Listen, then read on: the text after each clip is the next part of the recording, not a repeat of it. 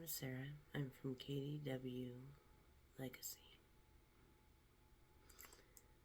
I want to thank you for coming today, and today I'm discussing the 5 major red flags that I missed, and these are so important. And yes, I got my handy dandy notebook. And it's not that I need a reminder, but I want to make sure that you understand that sometimes red flags are all too often missed. And looking today, I was writing down a report for something I'm doing, and wow, red flags since day one. And so let me go through these with you, and I'll explain the red flags that I've seen and what the situation was behind it. So those of you that don't know, I am a 2-time survivor of domestic violence, and the last time it happened was just here recently, and I'm in the middle of the legal stuff right now. So I kind of need to be careful what I say. I won't mention a name. He is in jail, so I am safe. Thank God. But I wasn't lucky the first time. I shouldn't be here today, and I'm so grateful that I am. And so there are 5 warning signs I didn't see until it was too late. The first one was he pushed me into a relationship. From the moment that I met him, I was the one he always wanted, and he did all the smooth talk, made me think that I was his world, his angel. And he really got me with a sink, line, and anchor. Very, very quickly. And that actually, it's funny, not funny, but all 5 of the warning signs happened in the first 3 days. 3 days. Now, prior to him, I had boundaries. I knew my self-worth. I knew what I wanted.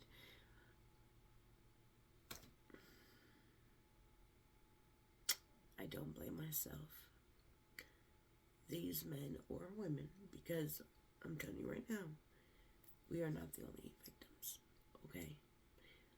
Men, we are all on the same page. Second one, speaking of boundaries, he said that my boundaries were walls, and I had to knock those walls down, which part of that was intimate things. And it got to the point that I questioned my boundaries. And I was like, well, if I'm going to be with this man, and I do have walls, I need to knock them down. But when I knocked down these walls or crossed my boundaries, that's what it really was, I felt horrible. The first time was uncomfortable, and it gradually increased to, I'm scared, I don't want to do this. And when I would tell him I didn't want to do things, he got angry. Very, very angry. And the way he trapped me in with money and gifts, I felt like I owed it to him. So my boundaries no longer mattered to me or him. They mattered to me, but they didn't matter to him. And I knocked down my boundaries for someone that didn't deserve it, and they didn't deserve it from day one. The next one was he was talking inappropriate from day 2 and saying things like, it's hard being a man, please.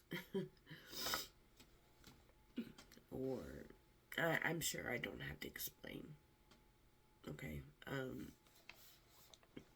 SA is a thing that doesn't always happen in person, ladies and gentlemen. They happen over the phone, through video. This man took video that I felt pressured into making, started making videos out of it. and made me watch it over and over again. And people are like, well, he didn't have to make you do anything. He wasn't there. Manipulation is a horrible thing. Coercion is a horrible thing. Look them up. And those of you that know, you know. It's difficult. As much as it's difficult to get out of a DV relationship, in person, it's hard to get out. Just through the phone. Just through phone calls, through video, through pictures. It is a real thing. Number 4, he was pushing intimate acts. And all these, if you see them, the schedule of these things or the order, they escalate. And so he was making me do things I didn't want to do, to the point that I physically got hurt. And in the end, mentally,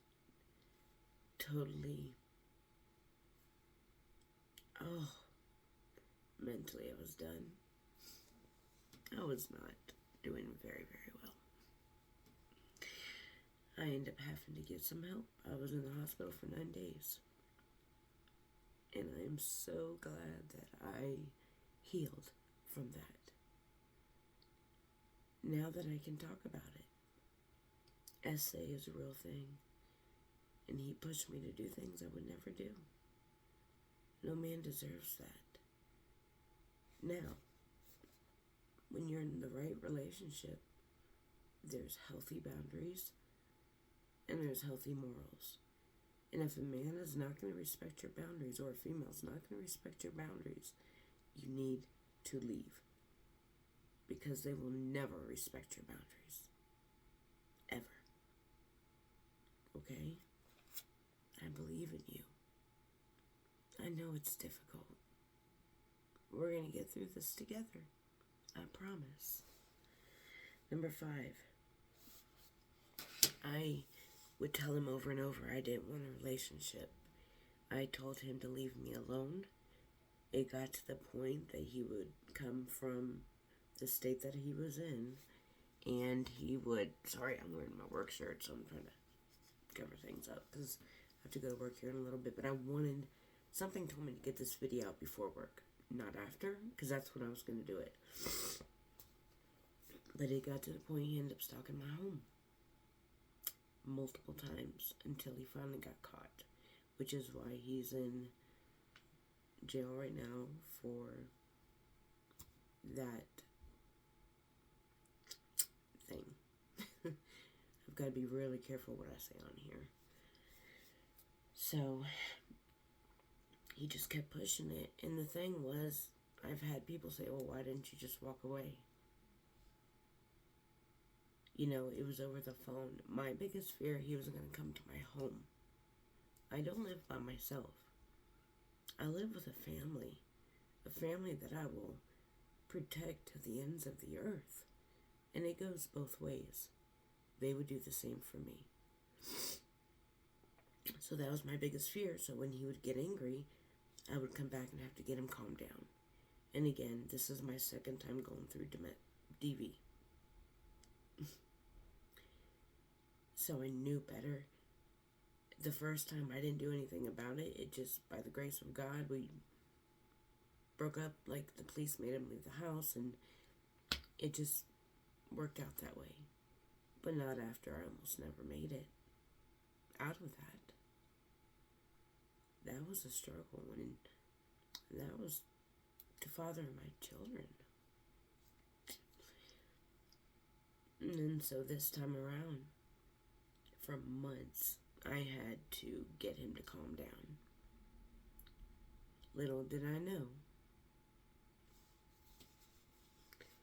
he was already stuck in my home. He was already here, and I caught him, but I could never catch him. I guess I should have looked harder. There's a lot of shoulda, coulda, wouldas. I can't go back on that now. I can't. But what I can do now is make sure that my story is heard, and that the justice system does their job, and I make better choices going forward. I learned my boundaries again and my respect, and intimate things became a dirty thing to me. It's never been that way. I mean, I've been single for 4 years, and it's never been a bad, dirty thing to me. And it became extremely dirty to me. It disgusted me. I'm not there anymore. But I am looking for healthy. And I know there's going to be a man that is going to respect me, love me, and treat me the way God wants me to be treated. And just like you. I want you to know you're not alone. There are red flags. If you are confused on what those are, I'm going to go over some more going forward. There's different ones. But if you ever do something in a relationship that you have to question, like, I want you to do this. Are there things that are uncomfortable at first? Yeah. But you know what you're worth and what your boundaries are. We have to stick to our boundaries. Thank you for taking your time to watch this, and I hope this reaches and touches somebody. Just know that I'm here for you. You're not alone. This is our story. The thing is, what is done to us is not who we are. It's not our fault. But this is part of our story. And realize that our story is going to help other people. Don't be afraid to speak out. You know that thing for DV, the hand over the mouth? Take that hand down. That actually is a pet peeve for me. I understand why it's done. I do. I respect that. But I'm not silenced anymore. I don't have to put a hand over my mouth. Speak. So I go like this. I don't just hold it over for a video. So with that being said, I'm going to head off here. Spend some time with my best friend before we both go to work, and love on those that love you. At the end of the day, they need us. When the time is right for Mr. Right or Mrs. Right, you'll know. But let's heal from what's been done to us so we can be ready for that. They deserve all of us. Our mind, our heart, and our body. The man that God has for me is going to get me whole. And that's what we need to do. Well, I don't feel that way right now. I know. I'm with you. I'm so with you. So, remember, the best is yet to come. Our story's not over. I love your faces. And you take care. Any questions or concern, please leave it in the comments. Please subscribe for more. I would appreciate that because there's so much more going to come out. And I am new to this, so I'm learning. Any advice, I'll take it. Please, no disrespect. This is a safe place for people, and I want to keep it that way. Alright, I'll talk to y'all later. Stay safe.